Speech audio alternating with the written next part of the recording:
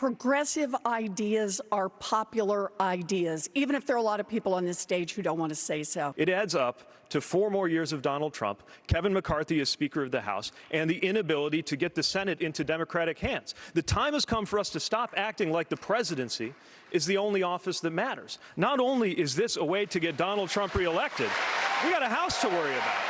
If we spend the next 4 months tearing our party apart, we're going to watch Donald Trump spend the next 4 years tearing our country apart. Because let's talk about what it adds up to. But we don't. Let's talk about math indeed. Okay, so here's the math.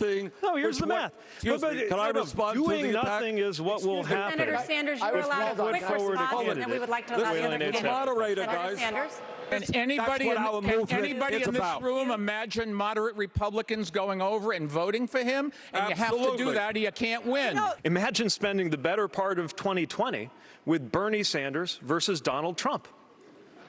Think about what that will be like for this country. You talk about what we're talking about with Bernie. Bernie, in fact, hasn't passed much of anything. The fact of the matter is... But I get to answer that. I get to answer that. Look, the fact is, here's the deal. I'm not out of time. You spoke over time, and I'm going to talk. It matters. It matters if you can actually get things done. It is not just who talks the best, who actually gets things done. Who funded Lindsey Graham's campaign for re-election last time? It was Mayor Bloomberg. And that's not the only right-wing senator that Mayor Bloomberg has funded. In 2016, he dumped $12 million into the Pennsylvania Senate race to help re-elect an anti-choice right-wing Republican senator. And I just want to say, the woman challenger was terrific. She lost by a single point. In 2012, he scooped in to try to defend another Republican senator against a woman challenger. That was me. It didn't work, but he tried hard.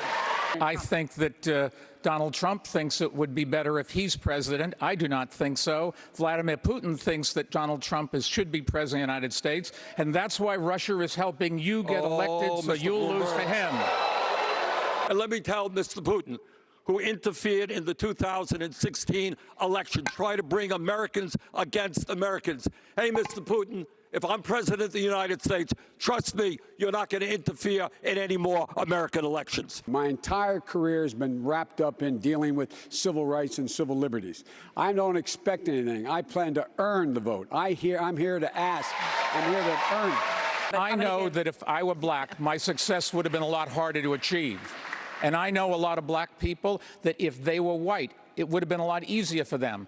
That's just a fact, and we've got to do something about it than rather just demagogue about it. I have a housing plan, and what it has in it specifically is a piece to deal with the effects of redlining. We can no longer pretend that everything is race neutral.